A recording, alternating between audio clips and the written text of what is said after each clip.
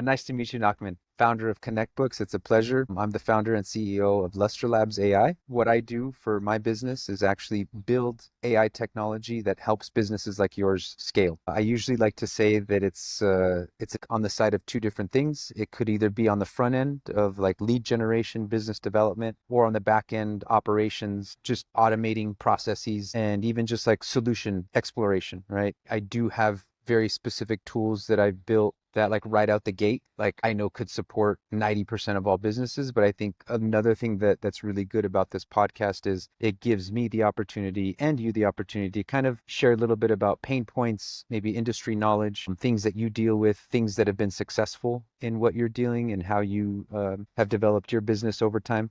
And then through that discovery, we'll just chat, we'll just share. And my goal at the end is to provide as much value, even in this short term, to help you understand like this, like just technologies that are possible and what the industry is doing. Again, this is what I build for the financial services industry specifically, so I can share with you just what are some of the new advancements and what's leading the charge in terms of keeping businesses at the forefront. Wow, that sounds really cool. I mean, anything with AI today is cool. Yeah, yeah. It's here. For anyone who understands, I mean, we're business owners, right? And the main thing that we understand is that we want to do our jobs more efficiently. We want to be able to serve our clients better. And the fact of the matter remains right now is that technology has or sorry, AI has been this latest technology boom that's really helped business owners to deliver those more quality experiences for their customers, I think. Yeah, I mean, AI is amazing. We utilize it in a lot of different areas. Probably could do more, but AI What is. are some of those areas right now?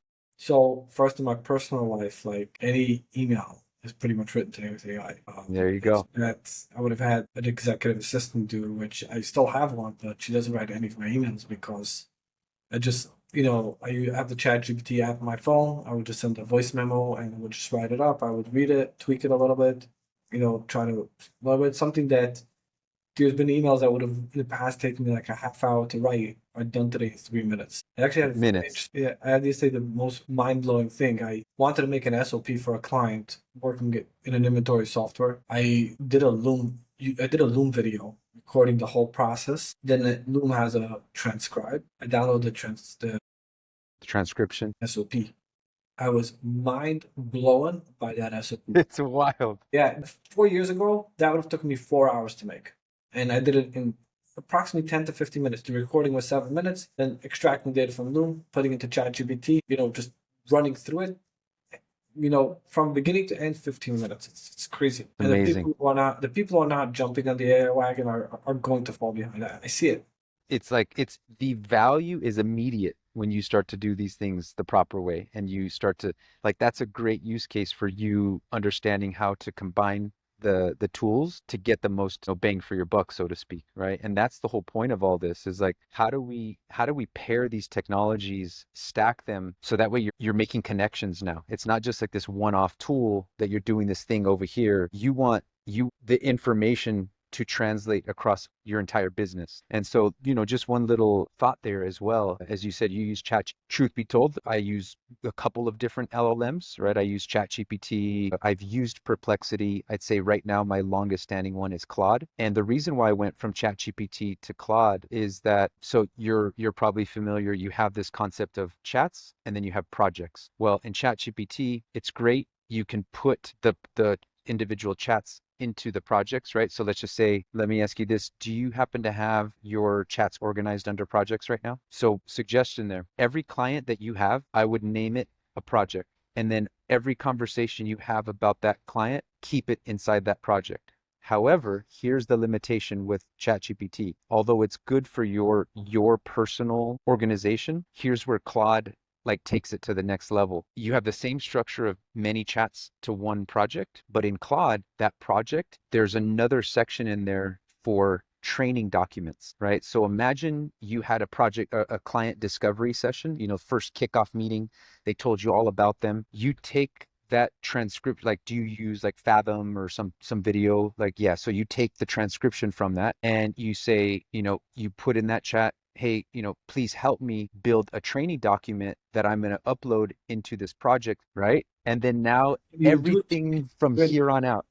Can you integrate it to Zoom? Claude, not automatically. You have to pull down the transcriptions. I would love to, like, I would go tomorrow because I run two companies. I run a service-based business, which is a bookkeeping business, and plus we have the software on my service-based business. What I would do is take every individual employee and say, going forward, every phone call and all of that should be linked somehow to a project. And then by the time you have to search for something, or you need anything, it's all there. 100%. That can take me so far. It's worth the See, cost of the my pot. friend, I'm trying to provide value for you. Nah, that's so valuable. It's it. You just need to find the proper integration. I would also take all my phone calls. Like sometimes we just call people on the phone and have that somehow connected. Yes.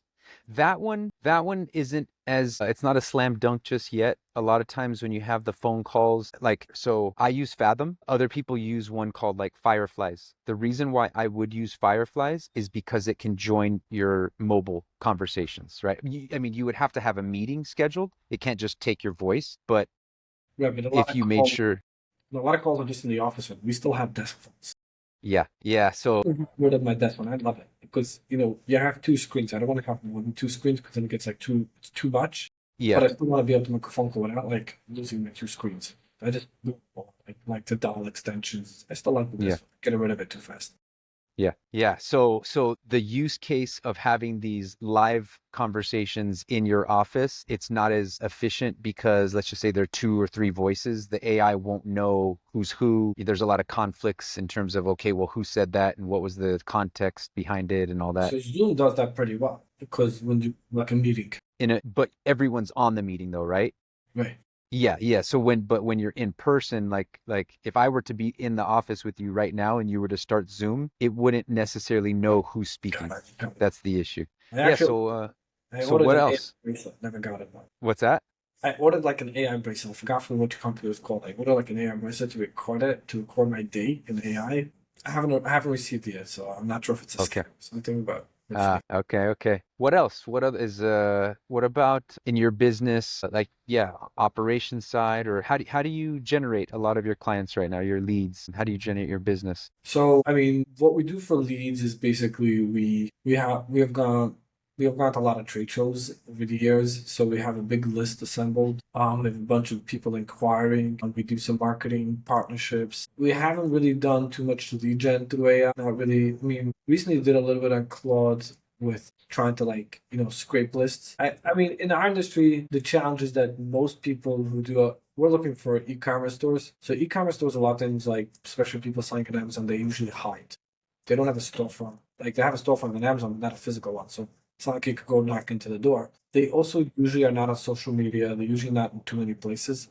Um, we do have a software that scrapes Amazon and can give you a list of every seller, but it will just give you the corporation name, and then you have to go find the phone number and emails. Which probably if we can plug that into an AI tool, we probably could get a lot further. I'm glad you're bringing this up. I have something for you. I'm glad but keep going, keep going. That's really what we were probably the place where I would probably want to utilize AI the best, because those are existing. Meaning, every time you want to try to sell somebody something, the first thing you want to make sure is that you want to qualify them. So for me, the first thing is, are you an Amazon seller? Exactly. Next thing is, once I know you're an Amazon seller, the question is, what is your sales? A lot on Amazon in the US alone, there's let's say like people doing I think there's like 2 to 300,000 sellers, but people doing let's say above $10,000 a month is like 50,000. Okay. Bumping it down to 100,000. If you do above 100,000 in sales in the US, that's probably down to like 12,000. Okay. So, what that means to say is And that that's your target? Is that yeah, 12,000 number? no, the target is broader, but I'm just saying Okay. this target is broader, and also we do service Shopify, TikTok, Walmart, eBay. We do have. I'm just talking the specific segment. Shopify it's going to be harder to scrape because you don't have to register your business with Shopify. Shopify you just buy the software. It's different. Right. Versus Amazon, you have to register your storefront with them, so they require all that information from you and they display it publicly. So that's why it's available.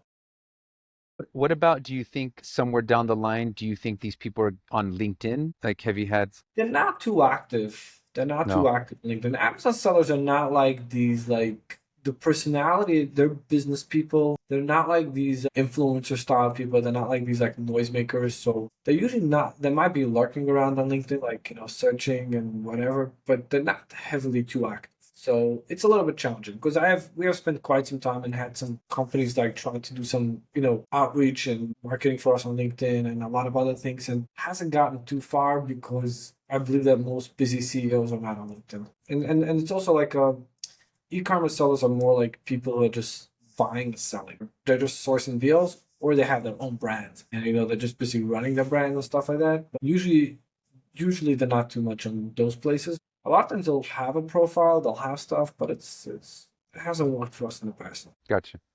Gotcha. And I would say what has worked the best then out of all the things that you just mentioned? So a lot has worked for us is our strongest thing is word of mouth. Referrals has worked for us very well, and also going to trade shows where you get to meet people, and that has probably been our strongest part. Okay. And then when you do connect with these people, is there an initial offer that you propose to them that they like? Is it just like, is it like this, ongoing? Is it a subscription style service? Is it like, oh, we'll do an audit of your industry or like of your So books? what we basically do is we're an e-commerce accounting automation platform. So we automate the accounting for e-commerce sellers. So it's not so Okay. much about an audit. Usually it would be like, oh, how do you do your books on a monthly basis? They're like, well, we do it manually. We're like, look, we can just automate it for you. Or the next option would be we use XYZ company. We're like, so does that work for you? And they'll like, I have the principle that if it's ain't broken, don't fix. So like if everything's going good, it's not so easy to get somebody to switch unless you have significant value over them. So I would say our go-to market strategy is more of being a product differentiator. We have a lot of different features that our competitors don't have. So we'll say, hey, Did you like build those technologies yeah, yourself? yeah. Yeah. I'm not a Cool. coder. I don't know how to code. I'm the founder of the company. I have a team of developers under me, but I don't know how to code. That's cool. Yeah. No, it's great though that you've been able to do that. Obviously, I mean, it always takes someone to translate the business requirements to the code anyway. So, and you Well, the know way that. I got into this whole business is my background is bookkeeping. So Okay. I have a different service-based business that I do bookkeeping for small to medium-sized businesses. So what I ended up doing is working with Amazon sellers and running through a bunch of spreadsheets to kind of create, kind of help them create a set of books. And then I was thinking to myself, let me build some sort of software out of this because with Amazon sellers you can just do copy paste for everybody. So originally I didn't really even build the software to sell. I was looking just to scale my own business. And then I was talking to a lot of people and they're like, hey, this is something we would use, but we don't want your service. Kind of we split the company into still run the bookkeeping service today, and then we have the software. So it's more today that you can either buy the software and just try to do the bookkeeping yourself, have like an in-house bookkeeper, or maybe you have a relationship with a different bookkeeping company that you want to use. Or the second option would be that you would just or the second option would be the second option would be you would just hire us and we do everything A to Z. Meaning our bookkeeping department will need to purchase a license from the software company, and then we'll do the bookkeeping, we'll do everything for you. So when I went into the software, I had to hire people to do the tech for me, which was a battle on its own, and we have a lot of ups and downs in that. But at this point, we're 7 years in, and I would say things are kind of stable at this point, where we have the proper CTO, the proper developers, and we get the proper stuff. But in the beginning, I didn't I know mean, what software means. it sounds like you have a great product then that could be very useful to many people. It's almost like you need to market that product to people like at scale, right? Because I mean, I imagine once you find that right product or that right ICP, the ideal client profile, like it makes sense for most people. Wouldn't you agree? Yeah, but accounting is different. You're dealing with a lot of like bookkeepers. Bookkeepers are more like they're very like toned down, laid back people. That's Okay. usually it's like a little like just think Not of your risk takers. They it's not kind of just don't see risk the. takers. They're just like stuck in their lane. Think of your accountant. What type of person would see doing the guys doing your taxes? How many local CPAs do you know in your area? A bunch. There's a lot of local CPAs, but they're usually small businesses, 1 to 2 employees. Then you have the big four, the bigger firms and stuff like that. So usually the people doing the bookkeeping are more like laid back. Look, we have our way, we know how we're doing it. And also, bookkeeping and accounting is not a sexy topic. It's like if I come to you and say, hey, I'll give you better books, you're going to say, okay, so how does that increase my business? Now I got to pitch you how you're going to make more money by having better books, which is, I mean, it's a pretty simple, you know, economic, but a lot of times people think to themselves, what? Well, could I share something there? I feel like having better books because this is like me as a business owner. A lot of times, as marketers or like those sales type people, you think that just because you're selling a lot of this, that you should sell more of that. But if you don't have insight into your books in terms of, well, what's actually profitable, right? Like that could be a pitch in a way, is I feel like to have that data and knowledge about like, well, what does it actually look at a more granular level? Maybe you shouldn't be selling this because you're losing money every time you sell that, right? I don't know, just throwing that out there. No, so that's definitely the case. When somebody's at the point where they're lost, we don't even have to sell them. The sale is done already. The challenge is what people think they know, but they really don't. So you have to kind of tell them, like, we can streamline and automate and make it so much easier. And they're like, well, I know what's going on. I'm buying this for 50 and selling it for 100. Like, why am I not making money? And they also, I would say with accounting booking, there's also a trust factor involved. Usually, I'm assuming the accountant that you use, you have done some background checking him. You can just take a guy straight off Google and find him. You probably asked around a little bit about him. So, like we're getting involved in the finances, they need to like build a little trust factor around it. So it's a little different, Remind me to come back to that one too, because I have something there. right? So it's a little different on that end, and just it's a little different the selling type. You sell accounting software than selling like some ads or other stuff. What's the like your not the value, but like what's the cost of that? Like what would be the cost? You told me there were two flavors of services. What would be like what you would So charge for that? really, the bookkeeping service is more that's in a very low level, meaning low scale. We service only like 75 clients on that. That's more like you want to call it more like an agency model. We roughly Okay. charge you like 3,500 a month, but then Okay. that's like a starting price. But on Okay. our software can start anywhere from as $25 and go up to 4,000. Okay. And we're currently servicing there like around 1,500 clients. Wonderful. And what's your margin on both of those? I imagine the service model, like your margins are low. On the tech model, you kind of have a lot more margin there, right? Yeah, I would say the opposite. Oh, really? Okay. Just Well, a because the service-based business, if you don't have good margins, you shouldn't be in there. The service-based business is all about the service you give. So we tend to okay. focus more to the higher end. We don't like our bookkeeping is not outsourced. It's all here in-house in our office in New York. It's all US based people, meaning all over here. People come to the office, they're trained, qualified bookkeepers. They know exactly what they're doing. If you have a question, you don't have to call me. You call your rep here in the office. You can have a regular conversation, understand it, but you want to understand something. Versus the software is different. It requires a big overhead, requires a it was the investment initially was pretty big, and it's just a different type of company. Sure. Do you find that they play off of one another, those two offers? Like, do you usually use one as a hook and then follow up with the other one, or So it's very interesting when you how the two companies intertwine. So the way it worked is I opened a bookkeeping company and then I started the software to grow the bookkeeping business. Then I split them into two. And then we originally used to do bookkeeping for any type of company. And then like what happened was like after a couple of years of being in the software, once we started getting like a big clientele, a lot of people would just call in and say, hey, I heard you guys do bookkeeping. Why don't you just do the whole thing? At this point, our bookkeeping company only does bookkeeping for e-commerce sellers. So we niched into that area and that's we're good. the experts in that field. That's And great. all our clients basically come to do the software. So the bookkeeping company doesn't even need a sales or marketing team. It never does any sales, never does any marketing. It basically just keeps on getting referrals from the software company right over there. So the software company, we go to shows and do everything. So when we talk to people, we're like, hey, by the way, if you want bookkeeping, we offer the full package too. Okay. Have you ever tried to directly market the bookkeeping? No, because I'm usually running at capacity. So even if you could sell more of those services, you wouldn't want to expand that necessarily. No, because bookkeeping is a service-based business and we need to train people and we can't also onboard too many unless, the bookkeeping team is now 10 people. Okay. So, and we can probably onboard like 3 clients a month at max. Okay. But if we were to, run a different type of model or differentiate it or like do different, maybe we could. And at this point, I have enough on my plate. I don't think it makes sense to like kind of like Grow. meaning if we're gonna grow very fast, we're probably gonna lose our margin, and then we're gonna have to diversify. It's gonna be very complicated. I would say it's a steady business that grows slow and nicely, versus in the software we can onboard over 100 clients, and we have capacity there.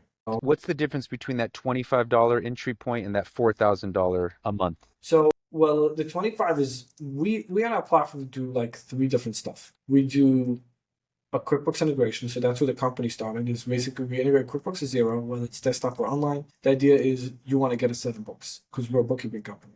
First thing is we offer that integration where we connect to these different platforms. We extract the data, do it the proper way, and bring it into the accounting software. The second part of our platform is reporting. So in QuickBooks, we can't really run granular reports on an item level, especially for e-commerce, because when you sell a product on Amazon, you can. It's not just the cost of the product and the sale. There's a lot of different fees. Amazon has like 300,000 different fees that they charge a seller. So in order to determine profitability, you need to bring that all into a unified place and have really good reporting of that. So we build out proper reports, which you can see on every product exactly how much money you're making. Great. And that's the second part of our tool. The third part of the tool, which actually launched like a few months ago, was an inventory module.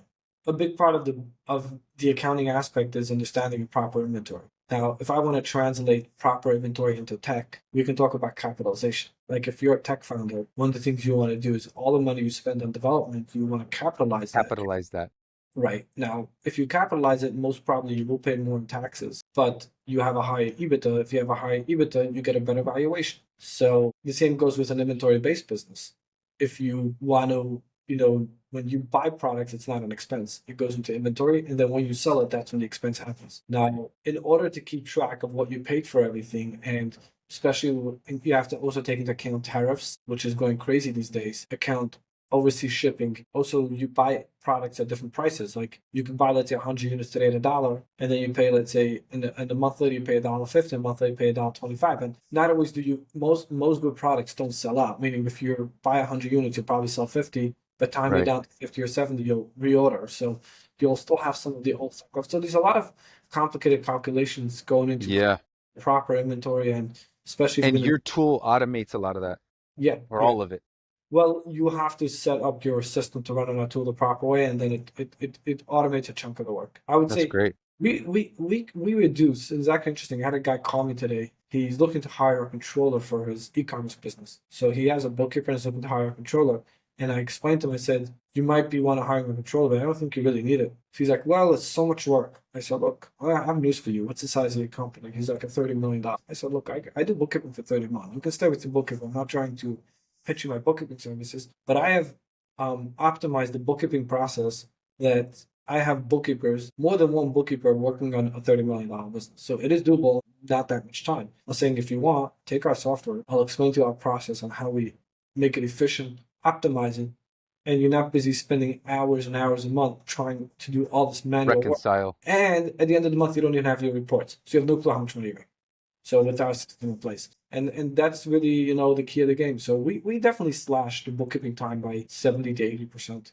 We That's actually wonderful. find like I'm usually not involved only like in certain accounts because we have a team of like 20 people in a software Well, company.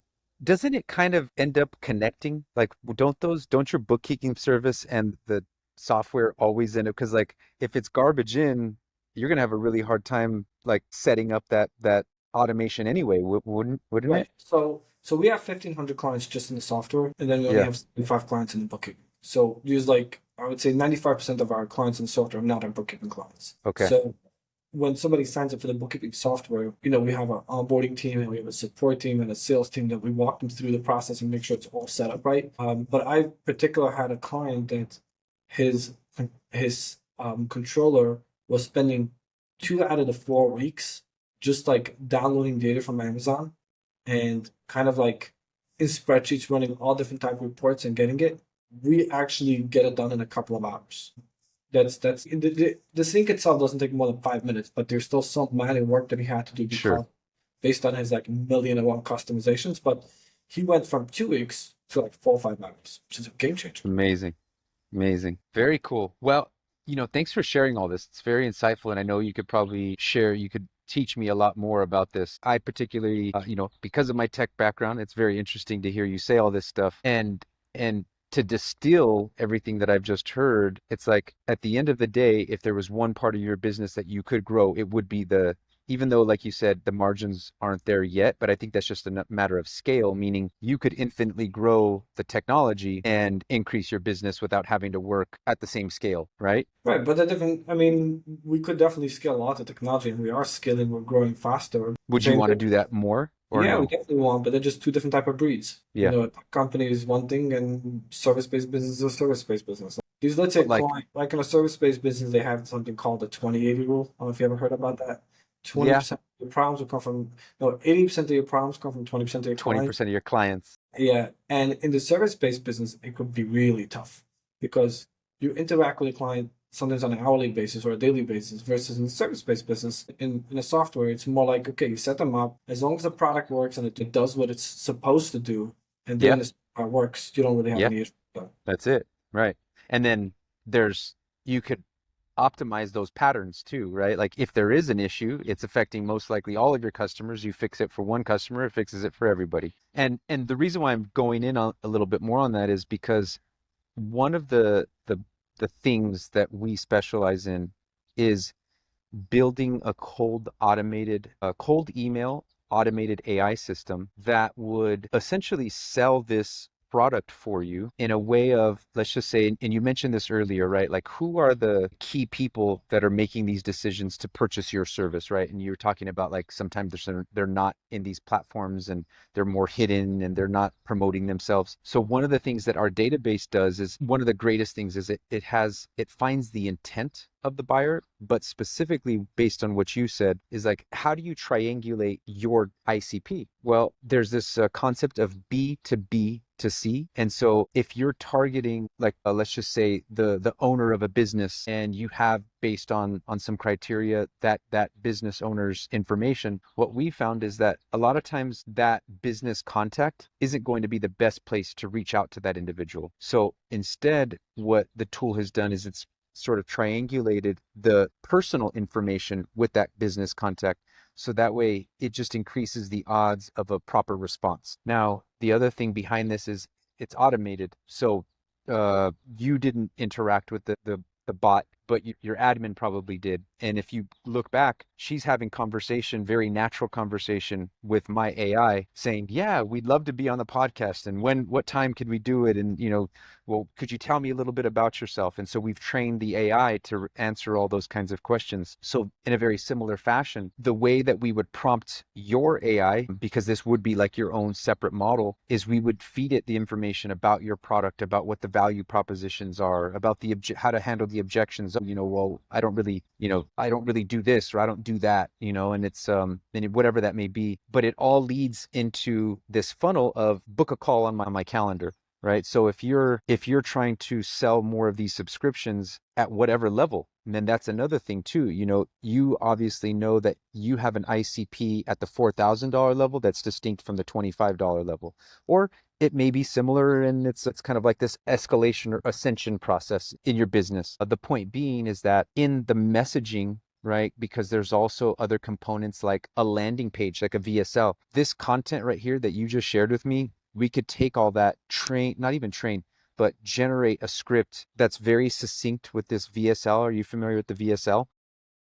you know, So it's like a video sales landing page. It's just you saying these very same things, targeting that very specific client that you're trying to sell this product to. And I'm just kind of giving you the holistic picture. But the whole point is that if you wanted to grow, and this is what's happening with my business right now, is I have probably about 6 major clients that I serve, but I am building another portion of my business and I have calls just getting booked automatically, right? And I'm having these conversations and so that would be a very similar possibility if it's something that like you're like, yeah, it's like because you have a couple of different ways to expand, right? You can do paid ads, which that could be something later down the road, but cold email outbound I'm is a waiting for ChatGPT to start running paid ads. It's gonna be a game changer. Give it time. It is. No, It's at not this, it's, ChatGPT specifically, but AI but is. right, but ChatGPT is at this point just like searching websites and giving, recommendations based on, like I would say more based off SEO, like in that concept. No, Once if you wanted, we I could can pay ChatGPT automate money based on a keyword like Google does, can I bid? with through Like let's say ChatGPT. let's say in Google, I can bid e-commerce accounting, Yep, right? So anybody yep. who puts that keyword, I can make that I can pay money to be the first one that shows up on the page. Can I do that in ChatGPT? Not yet, but that will be one. Well, But I guess what I was saying is it's already there, is that you're talking about it from the sense of how can I use AI to create, like to generate my creative at scale. There's tools that do that and sync up with Facebook, Meta, Google, and all these things. And it will ingest the results, right? Like, okay, so boom, you send out a list of 5 creatives. It starts to get that information back. Which one's converted the best, which one has better ROAS.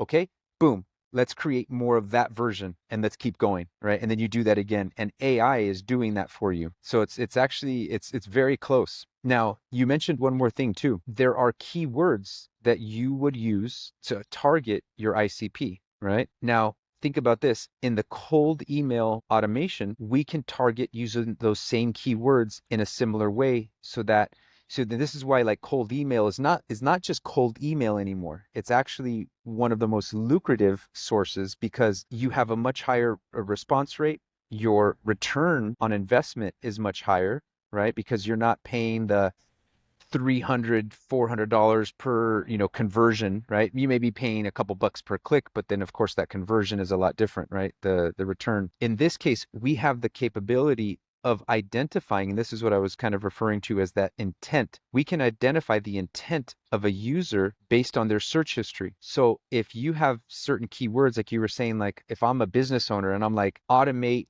my Amazon bookkeeping, right? And I've used those keywords. We can find that in the database and we can target that customer specifically in this cold email automation. So just kind of like just a thought there, right? Because there's multiple different things you could do. You could do everything that you said earlier about the one-on-one growth, word of mouth. We've all done that. I've been there as well, but nothing has scaled my business as in all of a sudden I no longer have to do any lead generation. I just have customers just coming into my book, my Calendly booking, and then we just have conversations. And of course, there's also what's the rate of no-shows? on actual no shows, it's like 20%. Yeah, yeah, I'd say 20%. And then yeah, and then it's at the end of the day, I mean, you're a numbers guy. It's a numbers game, right? But even ads, it's a numbers game, right? It's like you have this many people click, you have this many people go through the funnel, you have this many people. You can also automate it, like let's say if we have an email list, can you automate that as well? Yeah, yeah, if you Now, have an existing email list. it's gonna be like how to make sure these don't end up as spam or promotions. How do you deal with that? Yeah, so the way that it happens is like you have your connectbooks.com, right? So what we actually do is we go purchase emails and domains that are similar to yours, but are not yours because there are cases where Google will ban, right? But that's why we don't use your personal domain. And there's actually a process where once we buy these domains, we have to warm up the emails, right? We send out small, Then you get ramp it the, up. then you ramp it up. Yeah, I know with phone numbers it's the same way also. Like if you like get a new number and you start like banging sales calls, all of a sudden your phones get You blocked. get blacklisted. That's also with phones, not just email. Yeah, yeah. So I'm only saying this because I would say like everyone knows about ads, right? And you could do that, and then you can, that could be even something future, but like the cold email outbound is something that we're seeing that's working well right now that not a lot of people are taking advantage of. And it might be in like a year you're like, that's kind of like a tapped out resource. But right now the response rates are great, right? Like especially because, let's talk brass tacks, right? There's a setup fee, but if I can say guarantee you 5x on your setup fee and monthly spend, wouldn't you do it if you can have those conversations and just have that repeating business coming through? I mean, As long as the numbers work. as long as it's producing, right? Like that's why I was asking about your value. If you can charge 4 grand a month for one of these services, or three grand out, like it's this specific type of service that has the best value proposition. Because when you're selling the product, that's just like, if it was just $25, I'd be like, this probably isn't really worth your while, right? But if you can sell that customer on a $4,000 a month subscription or a $3,500 bookkeeping fee. Well, bookkeeping not really, but I'm saying our average is not 4,000. That's the highest. Our average is probably like around 500, 600. Okay.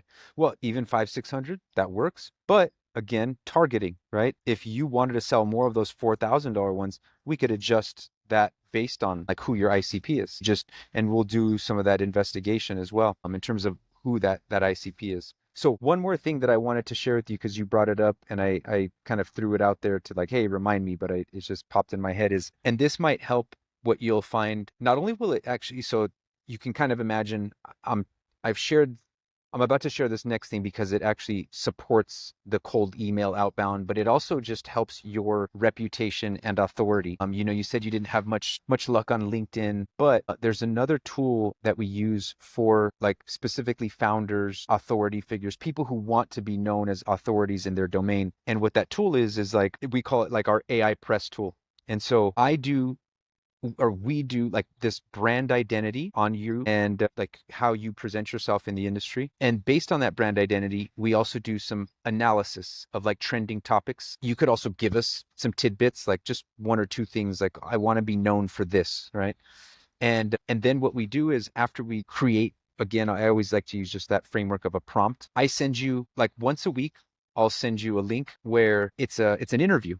And in that interview, it'll ask you a few questions. You could just voice back, give it your ideas. It goes back to us. And from that, we'll create long form content for your Instagram, for X if you're on it, for a blog post if you have it. All that starts to increase your brand reputation. Like if you use LinkedIn, whether you and actually do you use But I LinkedIn? want to rebuttal you on that. They say that the Okay. algorithms can pick up the AI content and they kind of like stuff it, No, no, take it. No, doesn't. yes, no, not with this tool. Not with this tool. There's actually it's been purposely built for this case. You could do like press releases with it. Also, the idea is that once it's posted to Instagram or not to Instagram, it can do Instagram, but once it's posted to something like LinkedIn, there's no automation of responding, right? So what we recommend is like you might, as long as you're active on there, you're going to start getting responses, replies, people commenting. You want to actively engage in that, and that'll be like a good sign back to the pro How many comments does an platforms. average post get? How Or many what? likes? How many comments or likes does an average post get? It kind of depends on how far baked the service is. In the beginning, it's just like one or two, but as people like, start to know you, or if let's just say there's been a difference in performance, if you are already active, like some people are very active, but it's the shoot, how do I do this? How do I keep up with it, right? Like it takes me an hour or two or even a half hour. Right? And then but the other benefit is, let's just say even someone has understood how to utilize AI. The difference here is everything that we're going to post is automatically connected. So once you approve what we generate, it'll go to your LinkedIn, Instagram, blog posts automatically, and it's like nothing that you have to do to go in and cut it up, and it actually revises it for that purpose, like of the platform, because like every platform has different styles of content, and so it knows how to actually do that. That's cool. But yeah, yeah, and sometimes we'll do like offices where like, it's like the CFO and the CEO have that.